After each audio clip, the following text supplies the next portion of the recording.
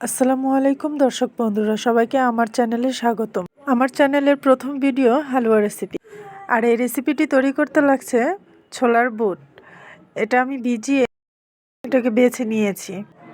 এখন এগুলোকে আমি পানি দিয়ে বলক আসার পর 5 মিনিট সিদ্ধ করে নেব।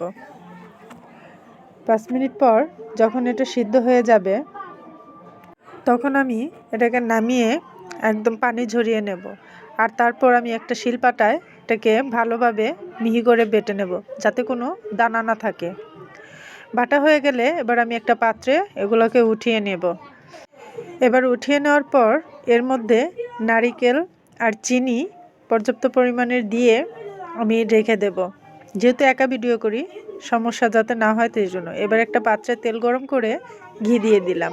তারপর গরম হলে দুটো তেজপাতা, এলাচ, দারচিনি দিয়ে একটু গরম করে এর ভিতর একটু লবণ দিয়ে দিলাম। তেল গরম হয়ে আসলে আমি বুট বাটাগুলো দিয়ে দিলাম।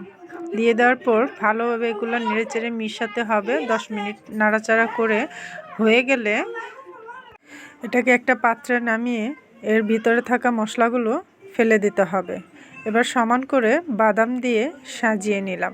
সাজিয়ে নেওয়ার পর একটা ছুরি দিয়ে গরম অবস্থায় স্লাইস করে কেটে নিলাম। কেটে নেওয়ার পর এটাকে কিশমিশ দিয়ে সাজিয়ে ফ্রিজে ঠান্ডা হওয়ার জন্য আধ ঘন্টা রেখে দেওয়ার পর শক্ত হয়ে গেলে এটা খাওয়ার জন্য পুরোপুরি প্রস্তুত। এখন এটা দেখতে কত সুন্দর লাগছে। এরকম আরও ভিডিও পেতে চ্যানেলকে সাবস্ক্রাইব করে পাশে থাকা বেল আইকনটি অন করে দেবেন আর একটা লাইক করে দেবেন।